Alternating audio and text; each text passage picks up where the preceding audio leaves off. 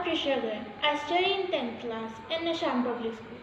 I'm here in the hostel from last 4 years.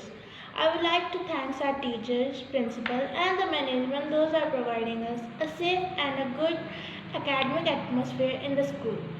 For us, it's a home away from home.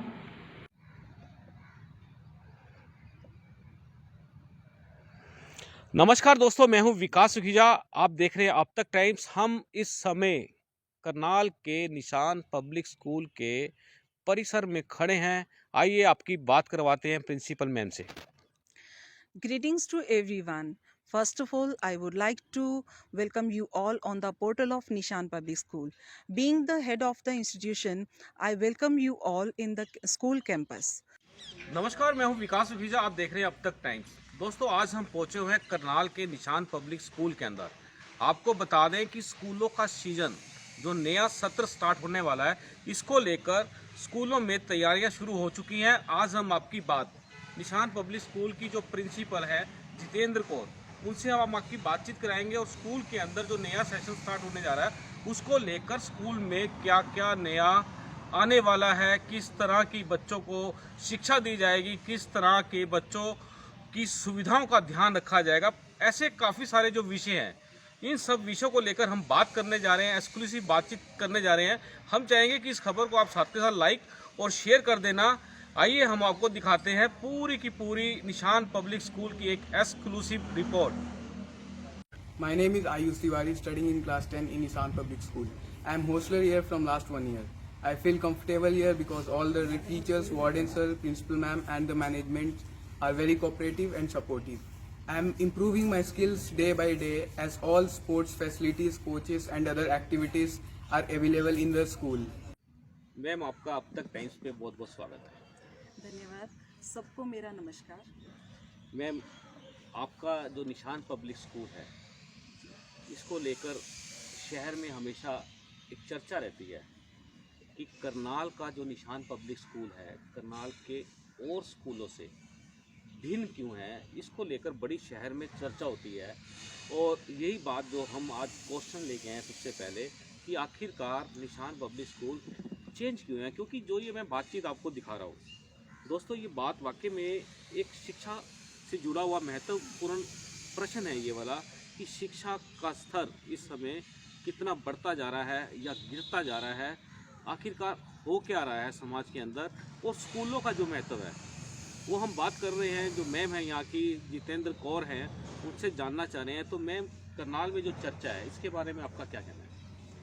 देखिए, सबसे पहले तो मैं यही कहना चाहूँगी कि एजुकेशन का मतलब क्या होता है। एजुकेशन का मतलब होता है कि किसी भी व्यक्ति के बिहेवियर को बदलना।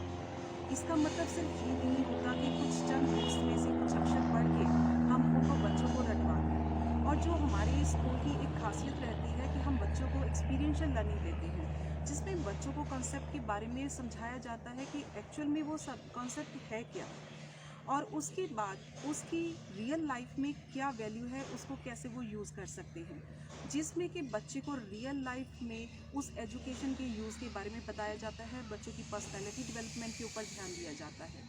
तो यही हमारी खासियत रहती है कि हम बच्चों को इंडिविजुअल अटेंशन देते हैं और उनको इस एजुकेशन का रियल लाइफ में क्या यूज़ है उसके बारे में बताते हैं। देखिए, कोरोना को लेकर पिछले एक साल से बच्चे अपने घरों में हैं, ऑनलाइन एजुकेशन ले रहे हैं। लेकिन अब जिस तरह से अब सत्र स्टार्ट हुआ है कि बच्चों ने स्कूल में आना शुरू कर दिया है, तो नया सत्र जो शुरू होने वाला है इसको लेकर आपके निशान पब्लिक स्कूल के अंदर क्या क्या डेवलपमेंट्स की जा रही हैं और क्या क्या नया होने जा रहा है जिससे बच्चों का स्कूल में आते ही मन लग जाए?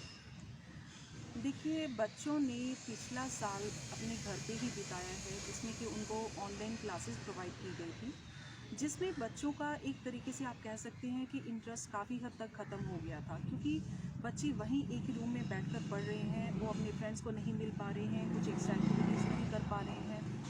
तो अब जब हमें ये मौका मिला है कि हम अपने बच्चों को अपने स्कूल में ही एजुकेशन दे पाएँ, तो हमने बहुत से इसमें प्रयास किए हैं। जैसे कि हम बच्चों की एक्टिविटीज़ के लिए बहुत कुछ प्लान किया है, जिससे कि बच्चों का जो बहुत पीछे एक बैकलॉग रहा है उसको हम कवर कर सकें, बच्चों की इंग्लिश स्पीकिंग के ऊपर वर्क कर सकें। और सबसे इम्पॉर्टेंट है उनकी एजुकेशन पार्ट, जो उनका कॉन्सेप्चुअल नॉलेज है।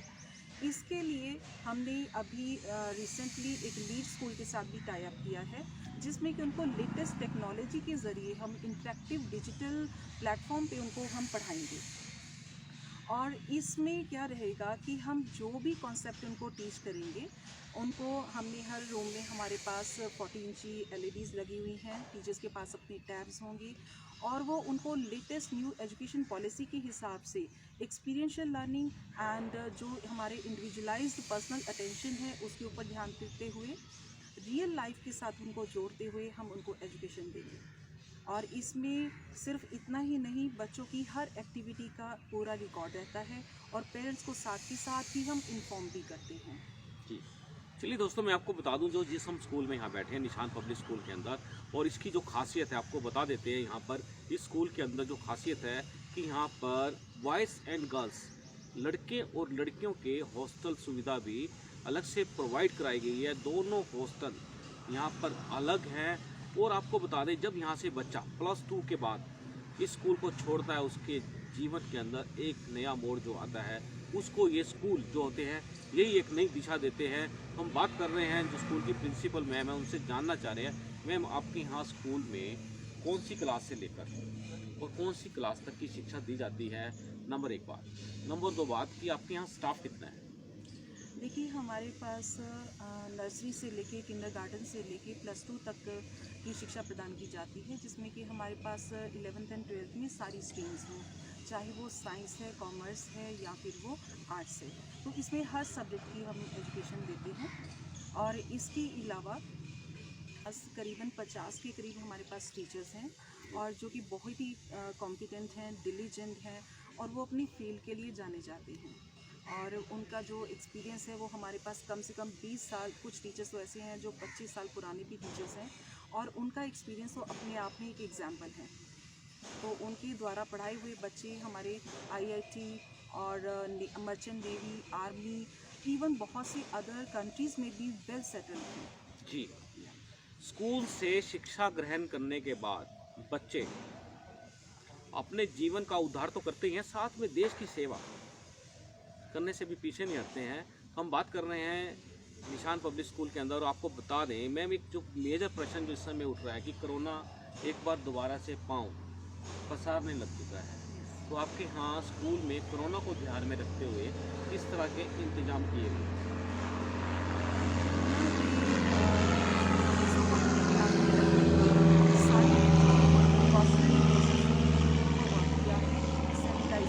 हमारे एंट्रेंस गेट पर ही है, उसमें हम टेम्परेचर वाली मशीन भी है। इसके अलावा जो भी हमारे स्कूल में एंटर करता है, हमारे पास सैनिटाइजेशन अदर मशीन भी हमने लगाई हुई है। और बच्चों को पूरे सेफ्टी मेजर के रिगार्डिंग सारी इंस्ट्रक्शंस और गाइडलाइंस दी गई हैं। क्लास में भी किसी भी बच्चे को विदाउट मास्क हम एंट्री नहीं देते हैं और हर बच्चे के 2 बच्चों के बीच में सोशल डिस्टेंसिंग का भी पूरा ध्यान रखा जाता है।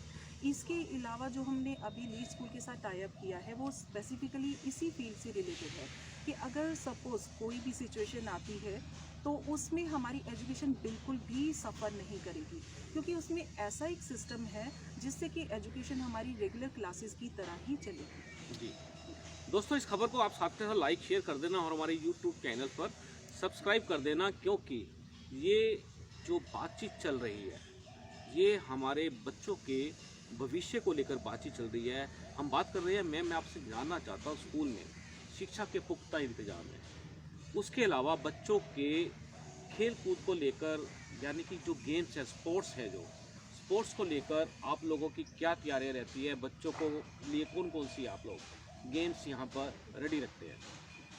बच्चों के एजुकेशनल एकेडमिक्स डेवलपमेंट के साथ हम बच्चों के फिज़िकल डेवलपमेंट की तरफ भी पूरा ध्यान देते हैं। बच्चों का फिज़िकल डेवलपमेंट बहुत ज़्यादा ज़रूरी है। उनका इम्यूनिटी सिस्टम बहुत स्ट्रॉन्ग होना चाहिए, वो स्ट्रॉन्गली बिल्ट होने चाहिए। तो इसके लिए हमारे पास स्कूल में बहुत सी एक्टिविटीज़ हैं, जिसमें से सबसे ज़्यादा हमारी जो है वो है क्रिकेट एकेडमी, और इसका तो नाम है हमारे पूरे करनाल शहर में। इसके अलावा हमारे पास basketball, football, volleyball, badminton, swimming pool, yoga और भी बहुत सी एक्टिविटीज़ हैं जिनके ज़रिए हम बच्चों के फिज़िकल और मेंटल डेवलपमेंट के ऊपर काम करते हैं। जी दोस्तों, ये बात वाकई में बहुत बढ़िया है। वो स्कूल ही क्या, जिसके अंदर बच्चों के विकास के लिए सुविधाएं ना हो, जैसे खेल होता है, खेल को लेकर हर तरह की यहाँ पर सुविधा है। इसके अलावा यहाँ पर स्कूल के अंदर जो सांस्कृतिक कार्यक्रम होते हैं, नेशनल फेस्टिवल्स भी आ जाते हैं, काफ़ी चीज़ें आती हैं। उसके बारे में हम लोग मैम आपसे जानना चाहते हैं कि आपके यहाँ पर सांस्कृतिक कार्यक्रम और इसके अलावा जो फेस्टिवल्स होते हैं वो किस तरह के आप लोग यहाँ कैसे मनाते हैं? बच्चों को हमारे इंडिया के पूरे कल्चर के बारे में, कुछ अलग अलग स्टेट्स के बारे में नॉलेज देने के लिए जो भी फेस्टिवल्स होते हैं हम उनको सेलिब्रेट करते हैं और उनको उसी तरीके से सेलिब्रेट करने की कोशिश करते हैं जिससे कि बच्चों को रियल लाइफ में एक्चुअल में उसकी पूरी कंप्लीट इंफॉर्मेशन और नॉलेज हम दे सकें। जैसे अभी हाल ही में हमने बसंत पंचमी मेला अपने स्कूल में एक ऑर्गेनाइज़ किया था, जिसमें कि हमने बच्चों को एक पंजाब की कल्चर के बारे में बताया था कि कैसे बसंत पंचमी पंजाब में मनाई जाती है। इसके अलावा हमने उसमें कुछ स्टॉल्स को भी इंट्रोड्यूस किया था, जिसमें कि न्यू एजुकेशन पॉलिसी के हिसाब से जो हमें एंटरप्रेन्योरशिप के ऊपर हम अभी एम्फसाइज कर रहे हैं, तो बच्चों को एंटरप्रेन्योरशिप पे हमने उनको गाइड किया कि किस तरीके से हम एक बिज़नेस रन कर सकते हैं। इसके अलावा उसी में हमने एक और चीज़ भी ऐड की थी, जिसमें कि बच्चों को ये बताया था कि जंक फूड जो है हमारी सेहत के लिए कितना हानिकारक होता है और हमें हमेशा अपने घर का बना हुआ ही खाना खाना चाहिए। और उसमें बच्चों ने घर से बने हुए होममेड फूड के ऊपर एम्फसाइज़ किया था, होममेड फूड की ही स्टॉल्स लगाई थी। इस तरीके से हम बच्चों को सिर्फ एक एंटरप्रेन्योरशिप या एक बिज़नेस पॉइंट ऑफ व्यू से ही नहीं, उनकी हेल्थ से रिलेटेड, फूड से रिलेटेड, हर हैबिट से रिलेटेड और कल्चरल नॉलेज भी हम देते हैं। तो मैम, जिस तरह से आपके यहाँ पर दो हॉस्टल्स हैं, जैसे बॉयज़ एंड गर्ल्स दोनों हॉस्टल हैं, और इन बच्चों के लिए जो आपके यहाँ पर किचन है, वहाँ बच्चों को किस तरह का खाना आप लोग प्रोवाइड कराते हैं, उनकी सेहत का किस तरह से ध्यान रखते हैं? बच्चों के लिए सबसे ज़रूरी होता है उनका खाना। अगर बच्चे का शरीर स्वस्थ है तो वो तभी अपने हर काम को अच्छे से कर सकते हैं, चाहे वो पढ़ने का है, चाहे वो खेल कूद का है। तो उनको हम अपनी पूरी डाइटिशियन से पूरा मेन्यू बनवाकर बच्चों को अच्छा खाना प्रोवाइड कराते हैं, जो कि उनकी हेल्थ के लिए बहुत अच्छा होता है। और उनको हमेशा हेल्दी फूड ही दिया जाता है, इवनिंग में उनको स्नैक्स दिए जाते हैं और उनकी हर तरीके से हेल्थ का ध्यान रखा जाता है। और इसमें हमारी किचन में साफ़ सफाई का भी ध्यान रखा जाता है और हर चीज़ जो है हमारी CCTV कैमरा के अंदर रहती है, तो सुरक्षा का भी पूरा ध्यान रखते हैं। जी मैम, जिस तरह से आपका स्कूल है, जो सरकार के जो नियम कायदे कानून हैं उस पर पूरी तरह से खरा उतरता है, तो आपके स्कूल के अंदर जैसे खेल का मैदान है और आपने जैसे बताया कि स्विमिंग पूल भी है यहाँ पर और भी ग्राउंड्स भी बने हुए हैं, उसके अलावा जो शिक्षा से रिलेटेड आप लोग बच्चों को किस तरह से मैनेज करते हैं? देखो, बच्चों को मैनेज करने के लिए सबसे अच्छा तरीका होता है बच्चों के साथ belongings का अपने साथ जोड़ने के लिए, तो उनके हर काम जो है वो आसान हो जाते हैं। तो इस तरीके से हम चाहे इनको हॉस्टल में मैनेज करना है, चाहे वो क्लासरूम में मैनेज करना है, तो उसको हम इसमें सबसे ज़्यादा इम्पोर्टेंट रहता है हमारा डिसिप्लिन पार्ट। तो डिसिप्लिन पार्ट में हम बहुत स्ट्रिक्ट रखते हैं और बच्चों का way of talking, walking, every चीज़ को हम उसको ध्यान में रखते हैं। जी मैम, जिस तरह से आपने बताया कि 50 लोगों का यहाँ पे स्टाफ है, तो इसमें जो टीचर्स हैं वो कितने क्वालिफाइड होते हैं और उनके आप किस तरह से उनका चयन करते हैं, तो उनका वे ऑफ टॉकिंग कैसे रहता है, तो इस तरह को आप किस तरह से देखते हैं? हमारा स्टाफ हाईली एजुकेटेड है और सभी फ्लुएंट इन इंग्लिश हैं और उनको हम जब भी अपने स्कूल के लिए किसी भी टीचर का चयन करना होता है, तो हम सबसे पहले उनका CV जो है उस पे ऊपर वर्क करते हैं और उसमें देखते हैं कि टीचर की क्वालिफिकेशन तो मैंडेटरी है ही अकॉर्डिंग टू CBSE नॉर्म्स। उसके अलावा टीचर्स कितने कॉम्पिटेंट हैं, क्या वो बच्चों को एक्सपीरियंशियल लर्निंग दे सकते हैं, उनको क्या डीप लर्निंग उन्होंने की है, तो इन चीज़ों का खास ध्यान रखा जाता है। नेक्स्ट उनका टीचिंग मेथडोलॉजी भी चेक की जाती है कि क्या वो लेसन प्लानिंग अच्छे से करते हैं, उसको किस तरीके से अपने बच्चों को पढ़ाते हैं, उनका जो लेक्चर डिलीवर होता है उसको किस तरीके से किया जाता है, वो सबसे ज़्यादा इम्पॉर्टेंट होता है। क्योंकि नॉलेज होना एक अलग चीज़ होता है, लेकिन नॉलेज बच्चों के अंदर डालना और उनको रियल लाइफ से जोड़कर उनके अंदर इनकलकेट करना एक अलग चीज़ होता है। तो हमारा मेन फोकस रहता है कि हम बच्चों के अंदर उस नॉलेज को प्रैक्टिकली डाल दें। जी। तो मैम, जिस तरह से बच्चों को आप शिक्षा देने के साथ साथ उनको आत्मनिर्भर बनाने का प्रयास करते हैं, तो उसमें आपके यहाँ ऐसी कौन कौन सी एक्टिविटीज़ होती हैं जिससे बच्चों का जो है कि पूर्ण विकास हो जाता है, और बच्चे वो आगे जब +2 के बाद जाते हैं, आगे जाते हैं, तो उस समय उनको अपना आगे का जो रास्ता चयन करना है, उसमें उनको कितनी हेल्प मिलती है? इसके लिए हम करियर गाइडेंस के ऊपर हमने सेमिनार्स भी किए हैं। अभी रिसेंटली हमने एक डॉक्टर प्रेरणा जो है उनसे भी हमने करियर गाइडेंस का एक सेमिनार करवाया था। इस तरीके से टाइम टू टाइम हम कुछ सेमिनार्स करवाते हैं, बच्चों को नॉलेज देते हैं। इसके अलावा और भी बहुत सी एक्टिविटीज़ होती हैं जिसमें बच्चों को जो भी हमारे सक्सेसफुल पर्सन हैं उनसे इंटरेक्शन करवाकर, उनकी विज़िट करवाकर, उनके ज़रिए प्रॉपर नॉलेज देकर बच्चों को हम मोटिवेट भी करते हैं अलग अलग प्रोफेशन के लिए। और जैसे कि अभी मैंने बताया कि हमने बसंत पंचमी मेला पे बच्चों को एंटरप्रेन्योरशिप पे भी बच्चों को एक मोटिवेशन जस्ट एक था। जैसे कि कोविड में जॉब्स जो हैं अभी बहुत उनकी कंडीशन कुछ अच्छी नहीं रही, तो इसके लिए बच्चों को इंडिपेंडेंट बनाने के लिए हमने उनको बिजनेस करने के लिए भी हमने उनको मोटिवेट किया। जी, मेरा आपसे आखिरी सवाल ये है कि आपके स्कूल में बच्चे आए तो क्यों आए, और आए तो कैसे आए, और अगर उनको यहाँ पर एडमिशन्स लेना है उसके लिए उनको किस तरह के प्रोसेस से गुजरना पड़ता है? देखिए, आज के टाइम में हम पेरेंट्स की एक ही इच्छा रहती है कि हमारा बच्चा जो है वो वर्ल्ड क्लास एजुकेशन ले और इस तरीके से ले कि वो वर्ल्ड को compete कर सके। और हमारी जो न्यू एजुकेशन पॉलिसी है उसमें भी इसी चीज़ के ऊपर ज़्यादा जोर दिया गया है कि बच्चों को 21st सेंचुरी स्किल्स के ऊपर काम किया जाए, और हम उसी चीज़ पर काम करते हुए अपनी एजुकेशन को आगे प्लान कर रहे हैं ताकि बच्चों को आने वाले टाइम में वो अपने आप को प्रूव कर सकें, अपने हिडन पोटेंशियल को एक्सप्लोर कर सकें, उनको ये पता चल सके कि उनके अंदर किस चीज़ की कैपेबिलिटी है और वो उसको किस तरीके से निखार सकते हैं, क्योंकि उनके अंदर डायमंड ऑलरेडी छिपा हुआ है। सिर्फ उसको तराशने की ज़रूरत है, उसको पहचानने की ज़रूरत है। तो उसी पे हम आजकल वर्क कर रहे हैं कि बच्चों को हम 21st सेंचुरी स्किल्स जो है वो प्रोवाइड कराएं ताकि बच्चे जो हैं वर्ल्ड क्लास एजुकेशन लेकर वर्ल्ड में पूरा compete कर सकें। जी, ये थी स्कूल की प्रिंसिपल जितेंद्र कौर, जिनसे हमने एक विशेष बातचीत की और काफ़ी सारे जो सवाल थे वो हम लोग लेके आए हैं यहाँ पर।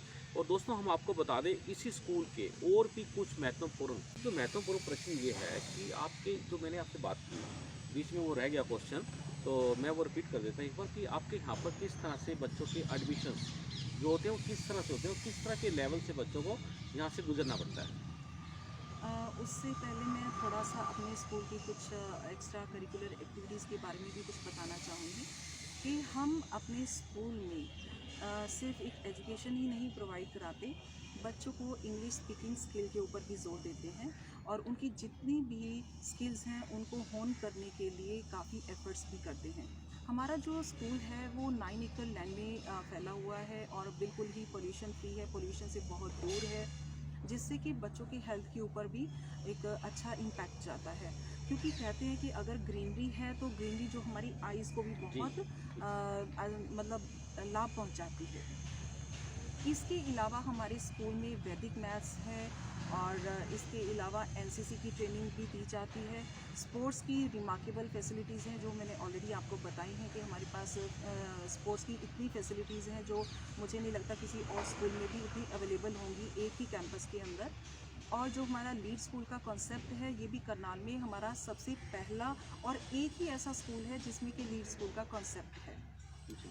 इसके बाद हमारे स्कूल में एडमिशन का प्रोसेस बहुत ही सिंपल है, जिसमें कि हम बच्चों का पहले रजिस्ट्रेशन करते हैं और बच्चों का एक लेवल चेक करते हैं, जिसमें कि बच्चों का एक लेवल चेक किया जाता है कि वो किस क्लास के लिए सूटेबल है। और इसके अलावा उस बच्चे का एक छोटा सा इंटरव्यू, एक जनरल इंटरव्यू होता है, पेरेंट्स का भी एक छोटा सा इंटरव्यू होता है और उसके बाद फिर हम बच्चे की एडमिशन के ऊपर वर्क करते हैं। इसमें एक चीज़ मैं और ऐड करना चाहूँगी कि अब हमारा 19 मार्च को एक एल्गा टेस्ट होने जा रहा है हमारे स्कूल में, जिसमें कि बच्चों की इंग्लिश का लेवल टेस्ट किया जाता है, जो कि कम्प्लीटली फ्री है बच्चों के लिए, और ये हमारे अप टू 5th क्लास तक के बच्चों के लिए है। तो इसमें हम बच्चों का इंग्लिश का लेवल चेक करते हैं कि बच्चों का इंग्लिश का जो लेवल है वो कहाँ पर स्टैंड करता है, और उसी हिसाब से हम बच्चों को एजुकेशन भी देते हैं। और इसके अलावा पेरेंट्स का भी ओरिएंटेशन प्रोग्राम है, हम टाइम टू टाइम पेरेंट्स का ओरिएंटेशन भी करते रहते हैं। हमारे टीचिंग फैकल्टी का भी टीचर्स का ओरिएंटेशन प्रोग्राम होते रहते हैं। तो इसमें बच्चों के बहुत ही सिंपल एडमिशन प्रोसेस में ही बच्चा जो है इस स्कूल में एंटर कर सकता है। और मैं सभी से रिक्वेस्ट करना चाहूँगी कि आप 19 मार्च को स्कूल में ज़रूर विज़िट करें। सुबह 10 बजे पेरेंट्स ओरिएंटेशन प्रोग्राम रहेगा, और बच्चों के लिए एल्गा टेस्ट का कंपटीशन रहेगा, जिसमें कि बिल्कुल कम्प्लीटली ये फ्री ऑफ कॉस्ट है। जी धन्यवाद मैम, आपका बहुत बहुत, आपने हमसे बात की। Thank you so much. जी दोस्तों, हम आपकी बात इस स्कूल के जो 2 हॉस्टल्स हैं जिसके बारे में मैं आपसे डिस्कस कर रहा था, बॉय एंड गर्ल्स। आपको बता दें कि बॉयज़ एंड गर्ल्स वाले जो हॉस्टल्स हैं इनके वार्डन हमारे साथ जुड़ने वाले हैं। आइए आपकी बात कराते हैं वार्डन से कि वो किस तरह की बच्चों को यहाँ पर सुविधा उपलब्ध कराते हैं। स्कूल के वार्डन हैं संजय जी। संजय जी, हम आपसे जानना चाहते हैं कि आपके पास 2 हॉस्टल हैं, और एक बॉयज़ है दूसरा गर्ल्स है। बॉयज़ का हॉस्टल तो चलो आसानी से मैनेज हो जाता है, लेकिन बच्चियों का जो हॉस्टल है उसमें बड़ा ही संवेदनशील भी रहना पड़ता है, और बच्चियों को हर तरह की सुविधाएं प्रोवाइड करानी पड़ती है। क्या कहना चाहेंगे आप? नमस्कार जी। एक्चुअली गर्ल्स हॉस्टल के साथ हमारे मेरे के पास एक लेडी वार्डन भी होती हैं, जो कि लड़कियों के साथ ही रहती हैं हॉस्टल के अंदर। और किसी तरह की अभी तक तो मेरे को ऐसी कोई परेशानी आई नहीं है। बच्चे भी बहुत कोऑपरेट करते हैं हमारे साथ, और जो वार्डन रहती हैं उनकी रिस्पॉन्सिबिलिटी रहती है उनकी हर समस्या को दूर करने के लिए। संजय जी, आप किस तरह के यहाँ बच्चों की देखभाल कैसे करते हैं, और हॉस्टल के अंदर सुविधाएं बच्चों को किस तरह की उपलब्ध हैं? सर, हम लोग सुबह 5:30 बजे से अपना वॉकअप करते हैं स्टार्ट। सुबह 5:30 बजे बच्चों को उठा देते हैं। 6 बजे तक का उनका टाइम होता है, मतलब फ्रेश होने के लिए। और उसके बाद 6 बजे से लेकर 6:30 बजे तक उनका ग्राउंड प्रैक्टिस कराते हैं। एक्सरसाइज होगी, पीटी होगी, योगा कराते हैं, गर्ल्स भी करती हैं उसमें, बॉयज़ भी आते हैं, सारे आते हैं। और 7 बजे से लेकर 8 बजे तक उनका टाइम होता है तैयार होने के लिए, स्कूल की तैयारी के लिए। 8 बजे लोग तैयार होते हैं, उनको फिर ब्रेकफास्ट के लिए लेके आते हैं। जो हमारा शेड्यूल रहता है वो मैं जो आपको स्कूल बता रहता है आपका जी? 8 से 8:30 उनका ब्रेकफास्ट हो जाता है। 8:30 से उनकी मॉर्निंग प्रेप लगती है, मैथ की और एक इंग्लिश की। तो हमारे कैंपस टीचर हैं वही लेते हैं मॉर्निंग प्रेप। तो 9 बजे से लेकर 10 बजे तक उनकी मॉर्निंग प्रेप होती है, और 10 बजे उनका स्कूल स्टार्ट हो जाता है। मतलब वहाँ से फिर मेरी रिस्पॉन्सिबिलिटी खत्म हो जाती है, क्योंकि स्कूल में आए थे वो टीचर। फिर 11:30 बजे उनका रिफ्रेशमेंट होता है। रिफ्रेशमेंट के लिए तो सारे बच्चे फिर आते हैं, मैं लेके जाता हूँ तो यहाँ से गर्ल्स को बॉयज़ को मेस में। तो फूड ब्रेक होता है, उसमें कोई जो फ्रूट होता है या दूध होता है साथ में, वो उनको दिया जाता है। 20 मिनट का ब्रेक होता है, 20 मिनट के बाद ये वापस क्लास में आते हैं। फिर 1:30 बजे इनकी छुट्टी होती है, तो फिर मेरी रिस्पॉन्सिबिलिटी स्टार्ट हो जाती है। इनको यहाँ से सीधा मैस में लेके जाता हूँ। 15 मिनट का ब्रेक होता है, इसमें फ्रेश हो सकते हैं बच्चे। उसके बाद ये लंच करके इनको फिर इनकी प्रेप स्टार्ट होती है 2 बजे से। जी संजय जी, ये आपसे बात करने का दोस्तों, ये आप लोग भी सोचेंगे किस तरह का प्रश्न कर दिया, लेकिन आपको बताना ज़रूरी है कि बच्चों की पूरी तरह से देखभाल, बच्चा पूरी तरह से अपने वार्डन के, अपने टीचर्स की नज़र में रहता है, ताकि बच्चा इधर से उधर ना हो सके। उसका जो बच्चे का जो सिस्टम होता है, जो बच्चे जिस तरह से कि एक अनुशासन में रहना चाहिए, उस तरह का डिसिप्लिन यहाँ दिया जाता है। बिल्कुल सर देखिए, वार्डन की रिस्पॉन्सिबिलिटी बहुत ज़्यादा बढ़ जाती है। मेरे पास जैसे 40 बच्चे हैं यहाँ की तैयारी बॉयज़, और 14 लड़कियाँ हैं। तो पेरेंट्स का भरोसा जितना स्कूल के भरोसा उससे कहीं ज़्यादा भरोसा उसको वार्डन पे करना पड़ता है, क्योंकि जो एकेडमिक क्लॉक 1:30 बजे ख़त्म हो जाता है, उसके बाद की जिम्मेदारी सारी वार्डन पे है। तो एज ए गार्जियन रहना पड़ता है बच्चों को। उनके छोटी छोटी समस्या वो मेरी समस्या होती है। माँ का प्यार भी देता हूँ और बाप की डांट भी देता हूँ। जी संजय जी, बिल्कुल आपकी बात बिल्कुल ठीक है। मैं आपका धन्यवाद करता हूँ, अब तक टाइम से आपने बात की। Thank you sir, thank you. दोस्तों, ये मैं आपको बता दूं कि जो वार्डन होता है स्कूल के अंदर, उसकी जिम्मेदारी वो मम्मी भी होते हैं और पापा भी होते हैं, क्योंकि उनकी ही देख रेख में बच्चों का उज्जवल भविष्य निखर कर सामने आता है। आप देख रहे हैं अब तक टाइम्स। हम चाहेंगे इस खबर को आप साथ के साथ लाइक शेयर कर देना और हमारे यूट्यूब चैनल पर सब्सक्राइब कर देना। मैं हूं विकास सुखीजा अपने साथी कृष्ण के साथ। नमस्कार, जय हिंद, जय भारत।